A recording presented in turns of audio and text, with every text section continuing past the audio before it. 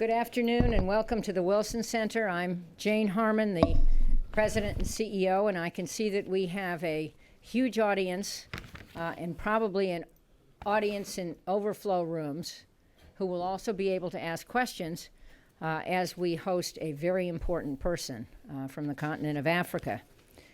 This week, the Wilson Center hosted a delegation from Egypt that included a representative of the Copt population, a Bedouin, a member of the Muslim Brotherhood, and it was led by former parliamentarian and party leader Anwar Sadat. The group met here for an off-the-record session. It spoke publicly, and then after several meetings with government agencies, it came back to report on their findings. So far as I know, after the upheaval in Egypt, this is the first time a very diverse, inclusive delegation has come to the United States, and they spoke freely and they disagreed with each other. And I personally came away from that exercise optimistic, somewhat optimistic about Egypt's future. I mention that because there is also reason to be optimistic about Somalia's future. Everyone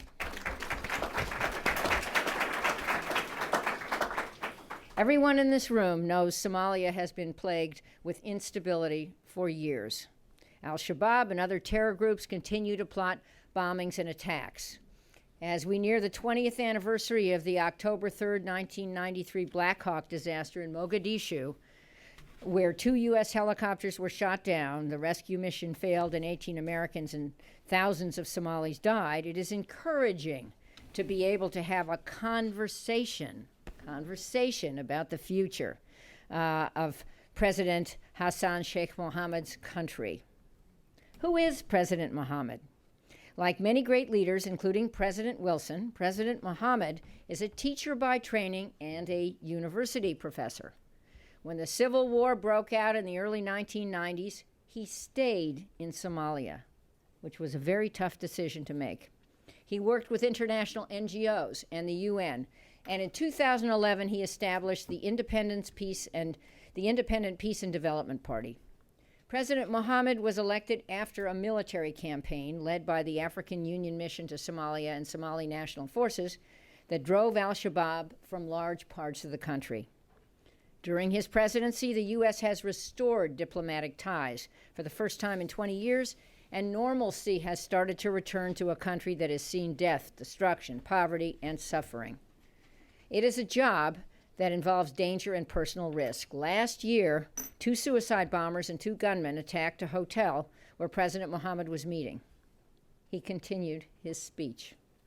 He's working on many complex and tough issues: national reconciliation, the restoration of infrastructure, aid, and trade.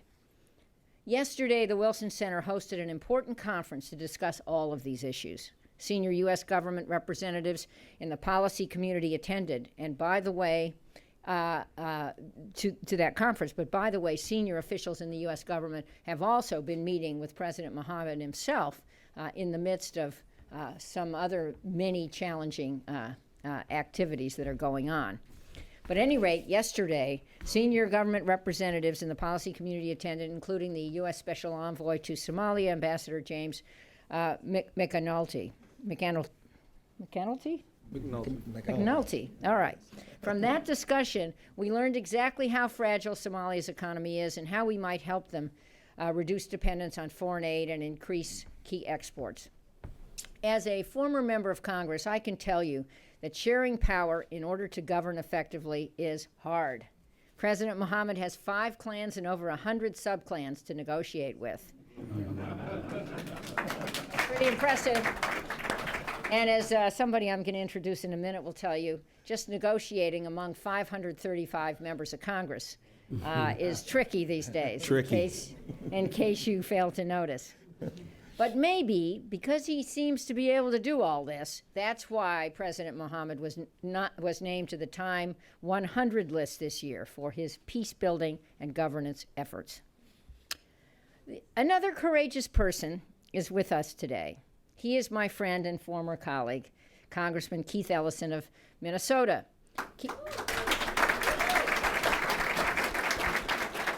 I'm sure he appreciates that. He's had a tough day at the office. So let's do that again. Let's applaud again for Keith Ellison. Alhamdulillah. Keith and I worked closely together in Congress on issues of terrorism and human rights. And some of the things we worked on, had they been implemented, might have helped us identify people like the Tsarnaev brothers or Nidal Hassan before they killed scores of people.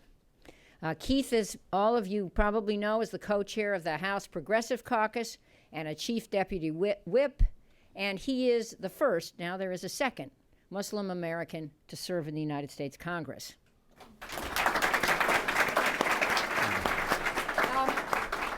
Despite our State Department's best efforts earlier this year, they could not persuade him from going to Somalia, where he learned a great deal, and he came back, and he not only persuaded me that the Wilson Center should increase our focus on Somalia, but he persuaded President Mohamud to come here and spend some time with us. So now it's my great pleasure to welcome my friend, Keith Ellison, who will make the introductions.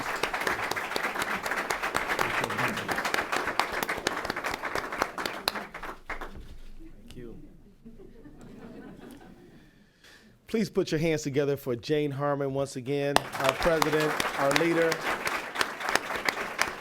And it really, when Jane Harmon announced that she would be leaving Congress, that was a decision she made that we all received with some sadness. But when we found that she would be leading the Woodrow Wilson Center, we were gladdened because we knew that she'd be in a position to continue to support an important dialogue around the issues that are facing the whole world, including the United States and Somalia. So in your new position, Jane, you've done an awesome job, and we're proud of you, and we're grateful that you're in this position. Let me say that I am incredibly proud to represent the congressional district in the United States, which is home to the largest Somali American community in the United States and in North America. Though Somalis speak the same language, share a similar culture, they are a diverse community and have a broad a number of views represented together with other points of diversity. Still, the Somali community in my district has distinguished itself and made itself a tremendous asset to the entire community. We recently laid to rest an awesome leader who was a school board director, Hussein Samatar, who was elected to the Minneapolis School Board with probably a majority of votes from people who were not Somali. Mm-hmm. And the reason he was able to do this is because he was proud to be Somali, but he understood himself as a member of a human family and was concerned for the education of all kids. And so when we had his janazah, which is his funeral proceeding, I think there were probably more people who were not Muslim or not Somali than there were the other, because that's the kind of respect that he gained. I mention him because he's just one example of Somali Americans who are making awesome contributions to this country. But Somali community, while firmly rooted in the United States, has great affection and affinity and concern for brothers and sisters from Somalia and around the world. And because of that, I accepted their request to travel to Somalia. It wasn't easy to go, but we worked it out and we went. They told me, you can go, but you can only go to the airport. I said, I'll take it as a down payment on future visits, inshallah. And I'd like you to know, Mr. President, they said, well, you know, you went to one part of Somalia, but what about other parts? I said, well, you know, in good time. Inshallah, God willing, we'll make all those visits. But I'd just like to say that it is tremendously important that we're all gathered here today, tremendously important that we had a great set of meetings yesterday and conference-focused subjects. And it's also my pleasure to introduce President Hassan Sheikh Mohamud, who was elected by the Somali Parliament on September 10th, 2012. So you're just about celebrating your first anniversary. It's been a rough first year because you've got so many important things to do, but you've been able to establish Somalia as a country on the rise. You were the senior UN official for Somalia at a time described in your election as, quote, the first such democratic exercise in over 20 years. You lead the first permanent representative government in Somalia since 1991.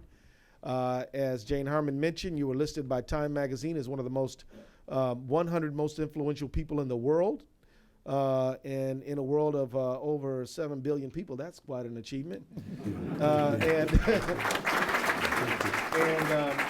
you have been a civic and political activist, university professor, dean, and founder of the chairman of Peace and Development Party. The President Mohamud was born in central Haran region in 1955. President Hassan Sheikh studied engineering at Somali National University and later became a lecturer there. 5 years later, he received his MBA from Bhopal University in India. He has a long list of credentials which qualify him for the position that he's in, but the most important qualification that he has is he loves Somalia and is a true citizen of the world in search of good answers for all of the people there. So without any further ado, let me welcome to this stage right now President Thank you. Hassan Sheikh Mohamud.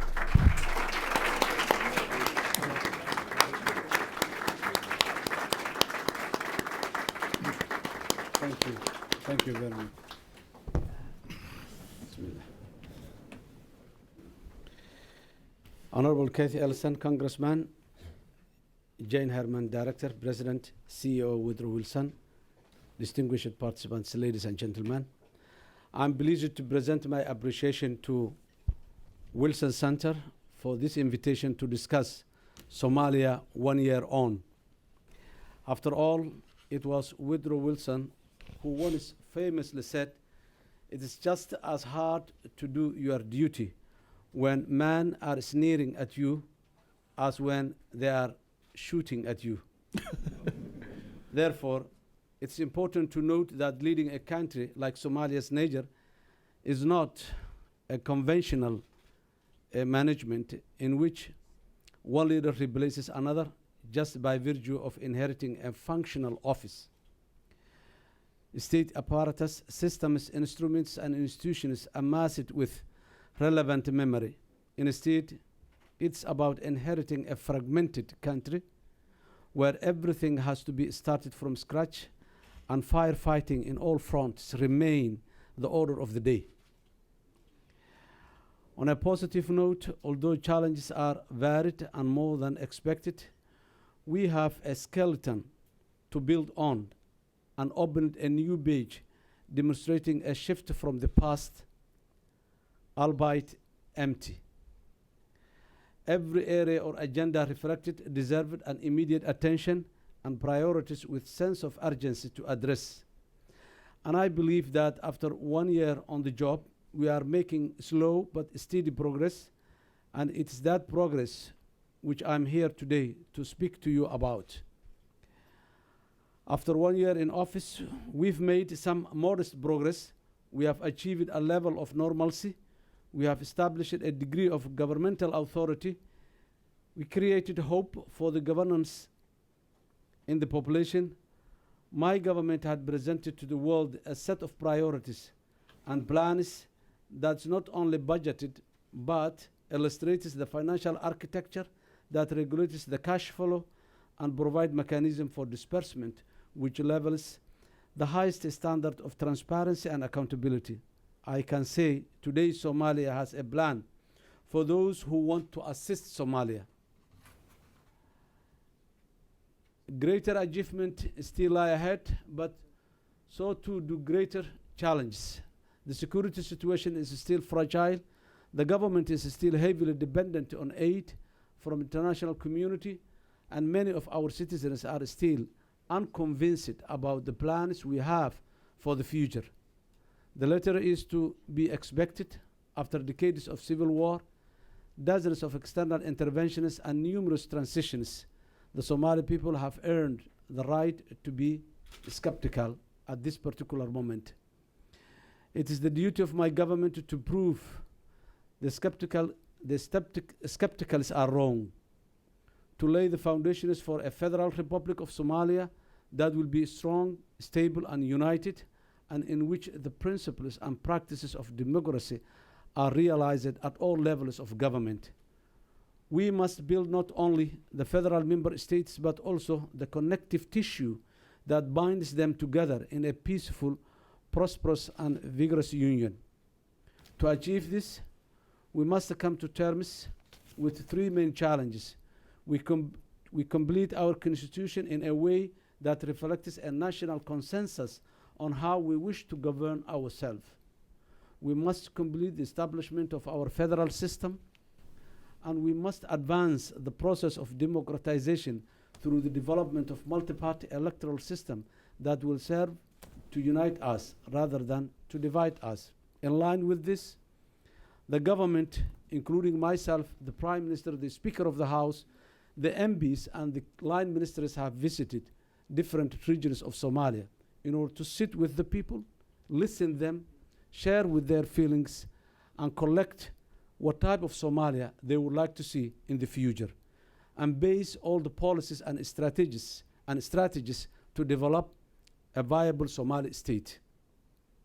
One of the challenges that we're going to face and working already is the constitution. We have a provisional constitution in place right now. The process of reviewing this provisional constitution has already begun. On 3rd July 2013, Parliament passed legislation establishing an independent constitutional review and implementation commission, and we must now move quickly to appoint the commissioners who will lead this effort. But the challenge of constitution making cannot be left to a small group who are 5 in number, as the constitution indicates, popularly unelected, no matter how competent they are. It will require months of consultation, negotiation, and compromise to ensure that the new constitution reflects the vision and the aspirations of all parts of Somali society. And it must then be approved by Parliament and submitted to a nationwide referendum. This is a process that requires a lot of time, effort, dedication, and commitment.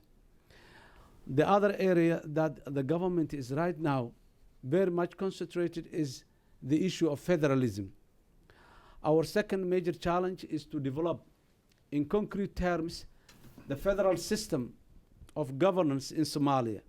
To this end, we must move urgently to establish the Boundaries and Federation Commission that will propose the demarcation of the federal member states on the basis of political, economic, and social considerations that of the present Somalia. Meanwhile, my government has taken important steps to lay the political foundations for the federal system in place. In March this year, we signed an agreement with the authorities in Jubaland, framing our shared commitment to implement a federal system of governance, which we recognized that agreement prepared the first cut of a federal unit in Somalia. We must now translate this agreement into a reality, integrating our security forces, establishing modalities for resource and revenue sharing, and coordinating our policies and programs is the basis of that agreement. In August, we signed an accord that established an interim Juba administration, which aspires to become a federal member state in line with the Constitution. Under the terms of the Juba Agreement, critical national assets will be restored to the federal government control. Our forces will be integrated to have a national character, and we will work together to develop an inclusive, representative, and permanent authority for the people of these regions. This is not only for those regions, and it's true for the rest of Somalia. As we speak, leaders of federal government, including the Speaker of the House and the elders from Bai and Bakol regions, are meeting in Baidoa to promote reconciliation, discuss plans for a merger that would potentially lead to a potential federal unit in the near future. We welcome these local initiatives, which many of them I personally participated, and we urge those leaders to approach this initiative in a spirit of reconciliation. That was the message of the federal government to spread in different corners of Somalia. A spirit of reconciliation, compromise, and respect both for one another. And for the communities of neighboring regions who may be affected by their actions and are watching their deliberations close. In Somalia, we have the experience that what happens in a particular part of Somalia will affect many other parts, if not all of Somalia. As the federal government, we have a duty to ensure that such state-building efforts progress through dialogue and do not undermine our parallel efforts to restore peace and security throughout Somalia. We've begun similar process elsewhere in Somalia, establishing interim administrations in Lower Juba, in Lower Shabelle, Middle Shabelle, Hiran, and Galgaduud regions. We have engaged the authorities in Galmudug and Himan and Heb, as well as Ahlus Sunnah wal Jama'ah in the central regions and in southern regions of Somalia to solicit their views and commitment as we expand the process of peace building and state building across the southern and the central regions of Somalia. In these regions, where the contours of potential federal member states have yet to emerge, we must proceed with greater sensitivity. The process of federation can only succeed if it reflects and respects the will of the local people, not if it's imposed from the capital.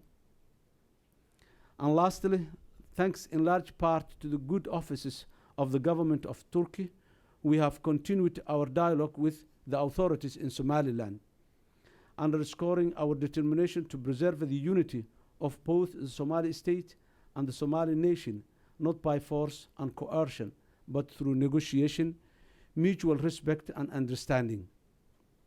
Somali unity must be more than a rhetorical device. It must preserve and promote dignity, equality, and legitimate aspirations of all Somali citizens. By adhering to such principles, we are confident that our dialogue with Somaliland will not only continue, but will eventually bear fruits. The democratization in Somalia, the third major challenge we face is democratizing Somalia. In the near term, this will involve the establishment of an independent national electoral commission and the design of a multi-party electoral system that should unite the Somali people, not divide us anymore. This is not simply a mechanical process to be measured against benchmarks and timelines.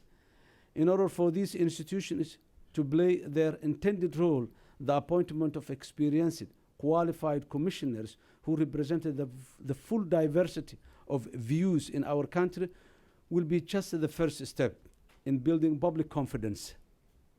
Equally important will be a process of genuine consultation in which government, parliament, and commissions complement one another's effort to ensure that all voices are heard. We have undertaken consultations in some parts of the country in support of the new initiatives. But in future, we must work even harder to ensure that our national dialogue is even more open and inclusive. The federal government has put in place an initiative we called the Vision 2016 to ensure that we do not lose sight of these challenges and that our core state building and peace building objectives are realized. By the conclusion of my term of the office in September 2016, I'm launching a presidential initiative known as Vision 2016. This vision signals my government's commitment to complete the constitution, establish the federal system, and prepare the ground for elections. And to ensure that we dedicate the leadership, determination, discipline, and resources required for the success of this vision. I need not tell you that such things are more easily said than done, especially for a fragile state like Somalia, ruined by the experience of civil war and statelessness for a prolonged time.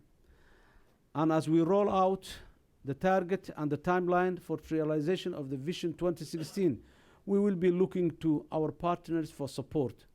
We will need not only technical and financial support, but also political and diplomatic support.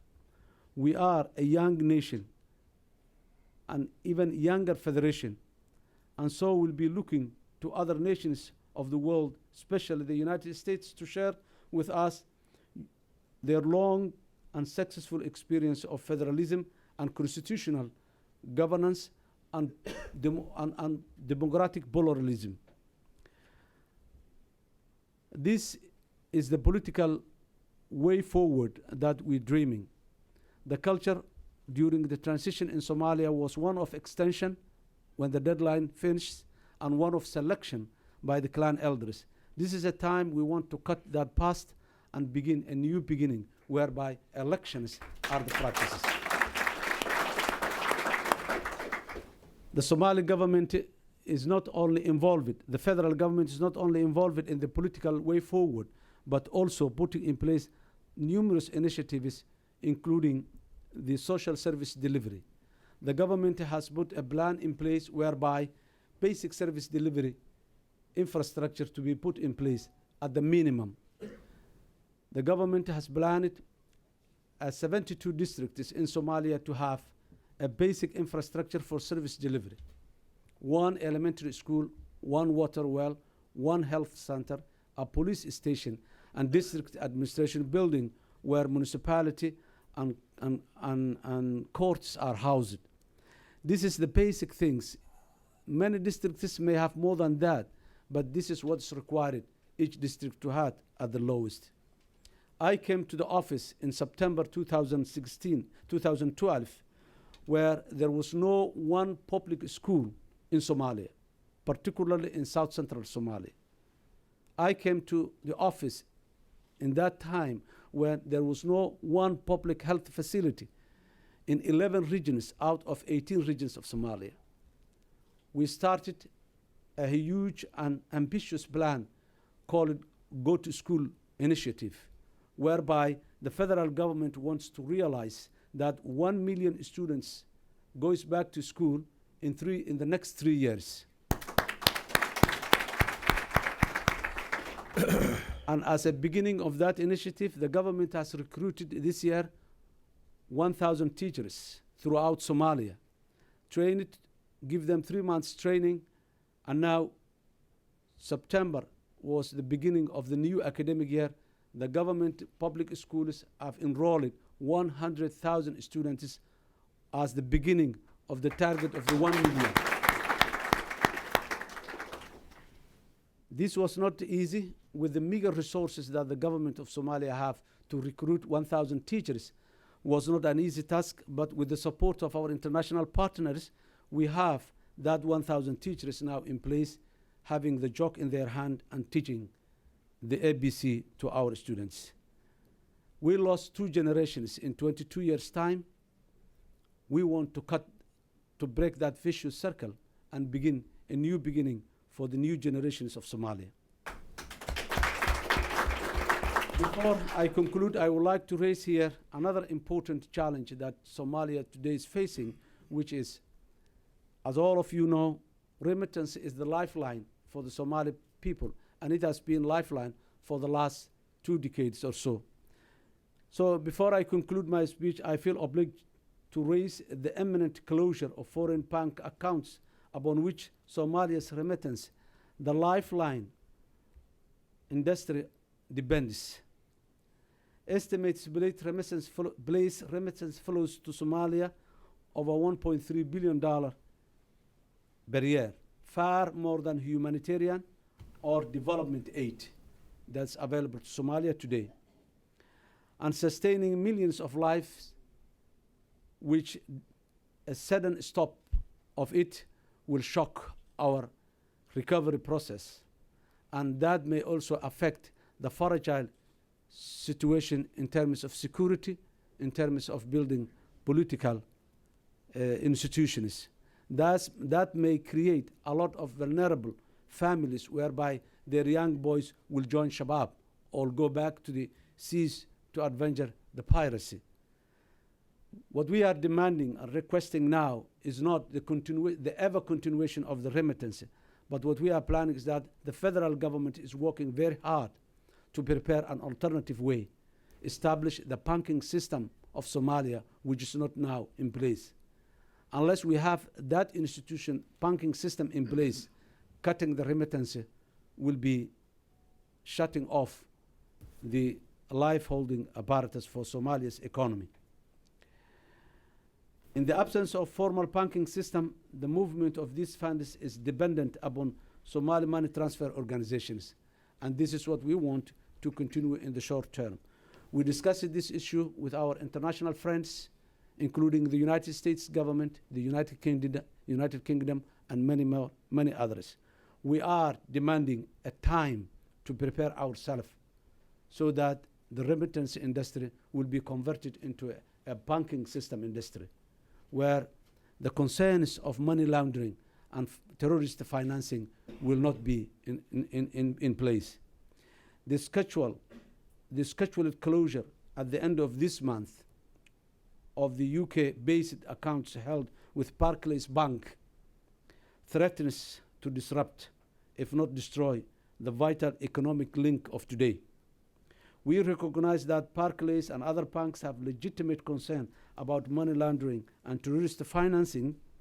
We share those concerns, and we recognize that we must urgently strengthen the regulatory framework of our finance and banking sector. And we must do so in a way that does not punish those most in need in Somalia.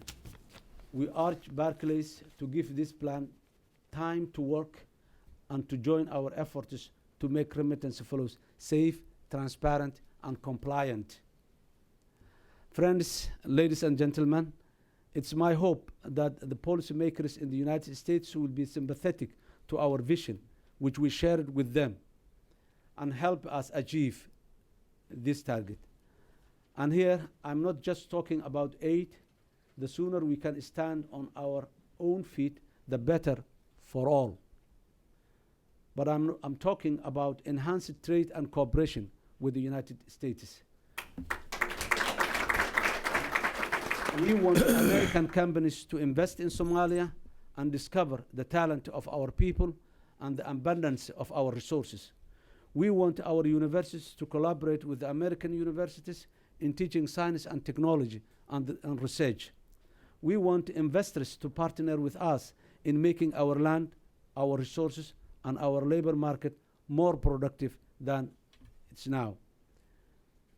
And as war and terrorism steadily become things of the past, we hope to open our doors to tourism.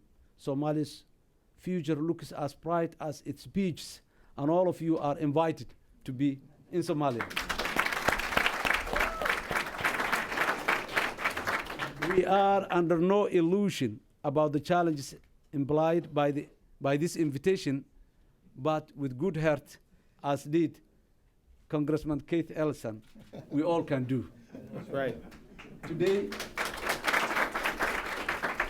Today, our country or our society is over-militarized and under-policed, and Al-Shabaab remains a menace, yet, although weakened, together we need to reverse it.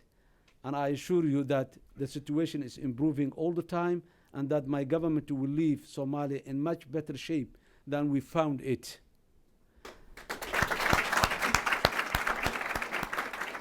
So here today, I challenge those of you in this room to speak some bags and come to pack their own bags and come to visit Somalia. And I guarantee you that it will not be a disappointing visit. I thank you very much.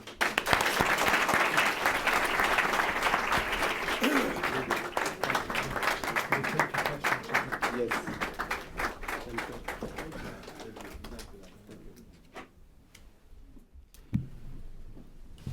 Okay, thank you very much, Mr. President. We really appreciate that.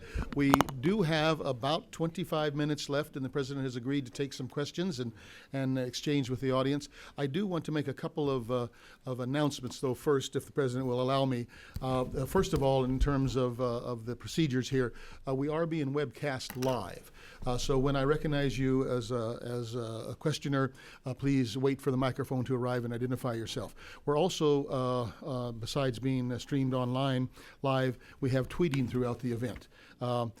Please feel free for our watching audience to join the discussion by following us on Twitter at the Twitter handle at Africa Up Close, and use hashtag #PresTalkSomalia. I also want to recognize very quickly the Somalian delegation that has come with the President, but in particular, so the audience knows that they're here, the Foreign Minister of Somalia, Fazia Adam,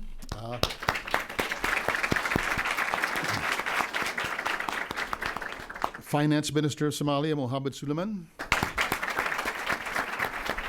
and State Minister Farad Abdul Kadir.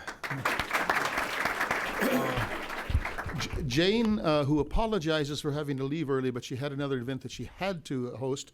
She already mentioned the special envoy being here, but let me point him out again, James McNulty. And then I especially want to thank Congressman Keith Ellison and his staff, particularly Steve Lassiter, who's worked so closely with us over the time for yesterday's event, which was very good, and today's event. So thank you very much again, Congressman. And Congressman, I think you're going to have to leave early as well. So if you want to say just a word or two before we start the question and answers. Yeah, I simply want to, first of all, publicly congratulate you, Mr. President, on an excellent presentation and a very engaging vision. Certainly you are up to the task of leadership, but it's going to take Somalis and the world community, including the United States, to help carry out that vision. I can tell you that from the position of the 5th Congressional District of Minnesota, I got a lot of support to help you in that regard, and I intend to do that. And also, let me say that we had an excellent meeting this morning with members of Congress, and we had an excellent meeting several months ago when the President was there. So members of Congress are getting increasingly familiar and aware the importance of supporting Somalia on its drive to independence. I was particularly happy to hear about your drive with regard to education. Not only are those individual students going to have greater life chances with your work, but Al-Shabaab is going to have lesser chances because of your work. And so I think it's important for us all to remember that this fragile security situation is important to keep an eye on, because we all remember with sadness what they did at that medical school graduation. They don't like progress. They don't like people being successful, and we have to stand against them, and I know that you're up to that. Let me say finally, too, that there are things that we can and should continue to try to do from the United States, including Washington and Minnesota and Columbus, where I'm happy to hear you're going to be traveling. One of the things that we did is we raised some money, 99% from the Somali community, to send a carton of about 22,000 books to replenish your library in Mogadishu. They need more books. They need more books all over the country, and it would be awesome if Americans said we are and are committed to sending all the books Somalis can possibly read. And because at the end of the day, there are a number of students who are probably too old to sit in the classroom now, have to work, but still need access to information. Where's that going to come from? I think it's going to be from libraries. It's going to be from book resources and from online resources, and this is something that we should pledge ourselves as citizens, not even government, as citizens, to try to do. What do you think? So let me wrap up there and simply say that, yes, it is true that I have to go to Chicago pretty quickly, but this is an awesome meeting. We look forward to many more. And again, thank you for your service, and thank your delegation and your cabinet for their service, and thank the entire Somali community in the United States, the diaspora, for its service. At the end of the day, people have different points of view on what should be done, but thank God Almighty that we're solving these difficulties through the ballot box and not other ways. Thank you very much.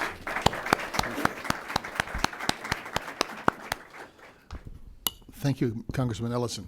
Now, as we begin the Q&A, I do want to... I'm sorry. And Mr. President, I do want to point out that you see before you a number of people, but we also have a big overflow room with a lot of other people in, plus a lot of people watching on television and tweeting along with us. So we'll have some questions that'll be sent to us from the outline rooms as well. But I want to be very strict. Now, we only have 20 minutes for questions, so we have to be very disciplined. When I ask you to ask a question, ask one question and one question only, and make it brief. I will stop you if you're not brief. So let's begin. The first hand I saw here, second hand I saw over there. We'll do three at a time, and I saw a hand right back there, the lady in the red scarf. Yes. Wait. Mr. President, I'm Mohamud Ibrahim Ali with the Voice of America Somali Service. Your government got massive international pledge from the international community, and your critics say your government was slow last year. So what are you going to do different this time? And do you think you're underestimating the task lying ahead of you? Thank you very much. Okay, second question. My name is Bastor Ahmed. I'm with the American Peace Council. Mr. President, welcome again. Just a quick question. Yesterday, Undersecretary of State here said that there is they spent $750 million yesterday in Amazon. I sort of challenged him why we're not creating the security apparatus in Somalia, and how do you expect the president of Somalia and his government to have rule of law without security apparatus? So my question is, from the perspective of the United States, are we still in the mentality of containment from the administration point of view? The last question. One question only, thank you. Okay, and yes, right there, lady in there.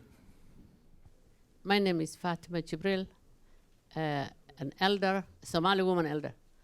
I would like to ask my president, first of all, congratulations, you have a beautiful plan, and we should all support you on that to implement it. My question is, do you have a dual track with the 1 million students to go to school? Having 1 million going to school with the number of people coming from schools jobless, that's going to create havoc. Third, I would like to volunteer to you to advise you freely with my 22 years in Somalia working freely on how I don't have all the answers, but I would just like as an elder to advise you. And the women to have their space to advise you and implement it. Thank you. Thank you. Thank you very much, Mr. President. I think if you could start on those questions. Thank you very much. Mohamud, you rightly said that the pledges that has been made in Brussels on 16 September, which is almost more than $2 billion, is a huge amount in 3 years' time, to spend 3 years' time. This pledge is not for humanitarian, and it's not for AMISOM or anybody else, but it's the reconstruction and the development of Somalia in the next 3 years. And this is all over Somalia, from corner to corner. So there are so many questions that are unanswered yet. Will that pledge come as it is, or some of it might not? And the consumption of, and how it will be dispersed, there is part of the compact document is the financial architecture, which clearly defines the role of the Somali government, the role of the international community, and the role of the regional authorities at all. So it's true that the Somali government, in terms of the number of challenges we're facing, one can claim that we are very slow. But the most important thing in an environment like Somalia, slowness is not an issue, but moving towards the right direction is an issue. And we believe that we are moving towards the right direction. And I do not disagree or deny that we are slow. We are, but we are taking the inertia, the momentum of the inertia, and next year we will be faster than this year. Thank you, Mohamud and Basto. There is a culture that has been in place for the past 22 years, whereby billions of dollars have been spent in Somalia. That was good, and we appreciate and very much grateful for the generosity of the international community to support Somalia. Many of this money has been saved Somali lives, and many has created hope for a number of Somalis. Today, we claim that we have 25% of our school-age children are going to school, private, payment, whatever we call it. But even then, that private schools is supported by the international community, and we know all the refugees and everything. Many of this money, maybe 750 million is a huge amount of money, and the United States has been continuously supporting Somalia. But this is a time now, the pledge has been made on the priorities and the needs that the Somali people has identified. It has never happened before. Before, pledges were made on the needs of AMISOM, on the needs of UN, on the needs of international NGOs, and so on. This is the only time in the history that pledges have been made on the needs and the priorities established by the Somali people. And in Brussels, the government of Somalia was there, the parliament was there, the civil society was there, the regional authorities at different levels were there. And they were the ones who identified those priorities and explained those plans put in place. And they were the ones who presented them in front of the international community. And I think at this time, it will definitely be a different time. So we're thinking that, and today and yesterday here, today I said with Secretary Kerry, we explained all the concerns we have regarding the support of the United States and how do we see it fit and how do we want it to be increased and in which areas. That discussion was a very good discussion this morning, and the responses and we received it from the Secretary and his team was very, very positive and very encouraging. The same we're going to do with other secretaries of the administration within today and tomorrow. So the United States government now seems to be, number one, highly committed, and number two, clearly have a very clear plan to support the Somali government, and we are very much grateful on that. Faduma Jibril, a veteran Somali civil society lady whom I know and I give credit. Thank you very much for the free advice, Faduma, and I appreciate that. The issue of the jobless that we have now is a very serious one. But there are reasons, not only because we don't have jobs in place or because there is a security. There are other reasons. A boy of 5 years old in 1990 today is 28 years old, and most probably he got a wife and kids. And he has never been in a formal education, formal training or whatsoever. The only tool he knows to use is the AK-47.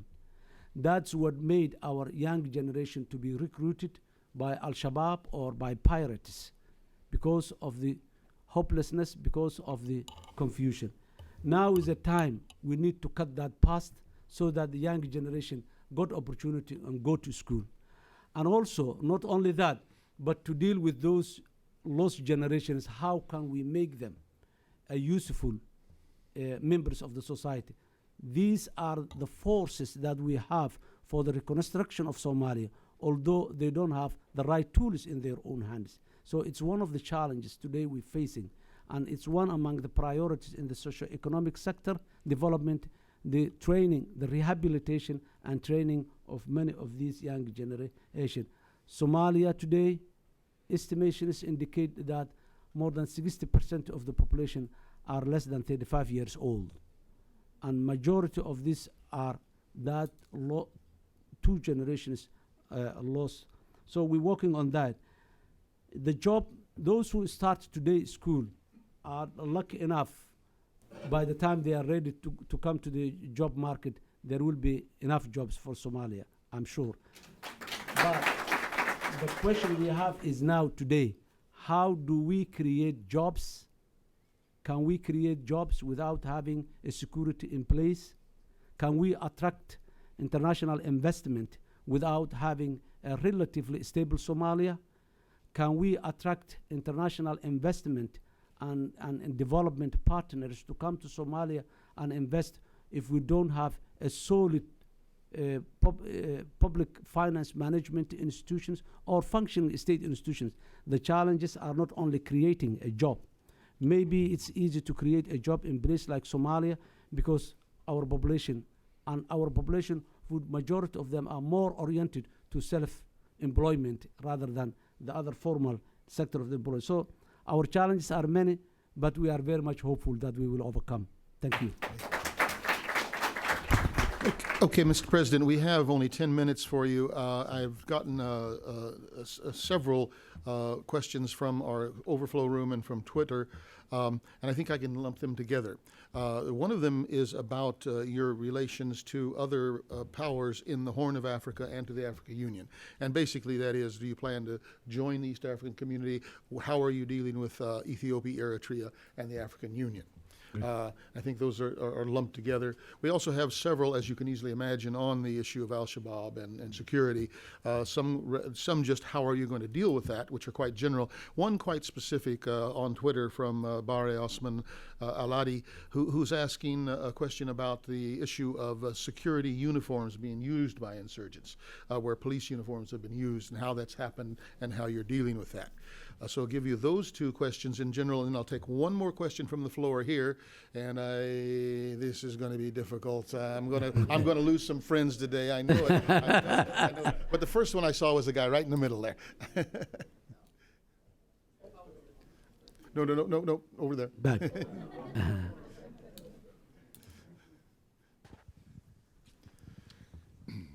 Thank you, Mr. President. My name is Sina Abu Talibi. I'm an independent researcher. What is your government's strategy for tackling the piracy that happens right offshore in tandem with the international community? Thank you. Thank you. Because that kind of fits in with the security question. Maybe I'll let one more question come in. The gentleman right here who was so persistent. Wait. No, for the, yeah. My question is related to international. Your name? You are? Oh, Bashir, by the way. What I was trying to find out was that we do not have an embassy out here in the U.S., and that has been an issue for 20 years, and I was trying to find out what's going to happen and when are we going to open one. Good question. Thank you. Okay. Thank you. Yes. Thank you. Regarding the issue of the neighboring countries of Somalia, we know Somalia, we have a very difficult history with our neighbors, and that history is, it's too long to go back, but particularly with Ethiopia, whom we share with close to 2,000 kilometers of borderline, and so many things have changed. The roots of our conflict and the roots of our difference with Ethiopia have changed dramatically in the last 2 decades that Somalia was in difficult times. When we come, we realized that first of all, Somalia is a very rich country in terms of resources that are available in the country. And Somalia is very, very important due to its strategic location. And we can be an economic hub and a gateway to the African continent. But we cannot realize that goal unless we have a very good relationship with our neighbors, because between Somalia and Africa, our neighbors are there. So we need to have a very good relationship, particularly an economic integration with our neighbors. Then only we can pass. And our population are more of business-oriented, business-minded entrepreneurs who really build economic empires out of no place. When they got an opportunity, they can play a greater role in the overall African economic arena. So when we come to the office, after long discussions, we decided to build that, to start putting foundations on those ideas. And I traveled personally to the neighboring countries, particularly Ethiopia and Kenya. Djibouti has always been a traditional friend to Somalia.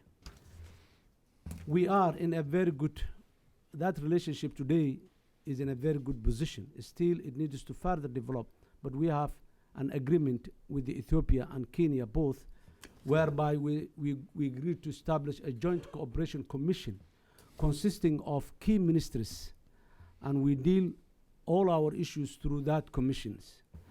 The first of such commissions meeting will happen in Somalia in the month of October between Ethiopia and Somalia. 5 key ministries from Ethiopia will be visiting Somalia, sitting with their counterparts in Mogadishu, discussing the way forward in terms of economic integration, in trade and economic integration, in terms of security, in terms of social service delivery, in terms of capacity building, and in terms of regional diplomacy. So that's how we develop it. With Kenya, the same we're doing. There is now active engagement between Somalia and Kenya, which is a trilateral relationship between Somalia, Kenya, and UNHCR to repatriate the refugees in Kenya.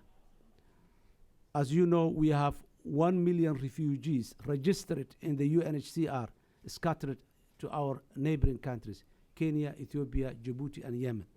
And we have 500,000 refugees, but unregistered in those countries. And we have another 500,000 IDPs, internally displaced people, inside Somalia. Altogether, we have more than 2 million Somalis who are not at their original home places. Unless we take these people back to their home places, if not all of them, majority of them, very difficult to get a stability in Somalia. It's not an issue of demography only, it's an issue of economic development, and it's an issue of security. Many of those IDPs they come from the places we call the breadbasket of Somalia, the most productive regions of Somalia. So we need to do, so we're working that with Kenya and the UNHCR. So overall, we have a very good relationship with our neighbors, and we are expecting that those relationships will further develop and have an integration between our two countries. Regarding the security issue, it's very difficult to show the world that the progress we made is tangible as far as Shabab is still operating inside Somalia. Today, we came to the office when Shabab was ruling the majority of the regions in Somalia. Today, the major towns and cities throughout Somalia, the government is under control of government. Shabab is operating mainly in remote areas. There are only 2 regional capitals that remain under control of Shabab. Hudur, which is Bakol region headquarter, and Boale, which is Middle Juba headquarter. The rest of the regional headquarters are all under the government control. Challenges are still enormous. Integration of different forces to make them unified national forces is done. The issue of the uniform. Uniforms were coming to Somalia through a support. Different countries supporting Somali government to provide uniform. And many times those uniforms were handled through NGOs. So the government was not in a position to control all those uniforms in their hands. So enormous amount of uniform are scattered throughout the world in the hands of petty traders, in the hands of other groups. So it happens that militias that are not from the government police or the government military uses these uniforms. It's a disguising phenomena for them. But the government now is working very hard on putting in place laws that prohibit dressing the uniform or selling uniform in public. And we are changing the uniform of our forces to make them unique. And we will make sure that those new uniforms will not go into the hands of those bad guys. We're working on that, and soon we are expecting things to change. Sina, my friend, said about the piracy. One thing I would like to share with you is that throughout the history of Somalia. Somalis have been living in the Horn of Africa for thousands of years. There is no history of piracy at all in that part of the country, of the world. Somalis have no historical piracy at all. Incidents, wars, things may happen different parties, but we don't have a history of it. On the other hand, piracy starts from the ground to the seas. Now, with different factors, now the pirates are pushed back to the ground. They are in the ground right now. If we do not provide an alternative way of life, it's a matter of time again when we see they will again adventure to the seas. Somali government is working very hard on registering those who are back and working very hard with many international partners to provide rehabilitation and training centers for those boys. This is the only way forward. Yesterday it was Al-Shabaab, the other day it was pirates. Tomorrow we don't know what will come if we do not make a genuine intervention on the life of these young people. And we are working very hard on that. Thank you very much. Thank you very much, Mr. President. Before we give a, no, we're going to have to close now, I'm sorry. You didn't answer the question about the embassy, if you can do that in one word. The embassy, yes, that's a priority, and we are going to establish an embassy soon here in Washington. It's the first time in my life I've ever told a president to stop talking. No, thank you very much. But he has to, because he has to go to the White House. Yes. But please let the president and his delegation leave. Everyone else remain seated, including those people in the holding room, the overflow room outside. So let's thank the president for this wonderful, wonderful presentation. Thank you very much.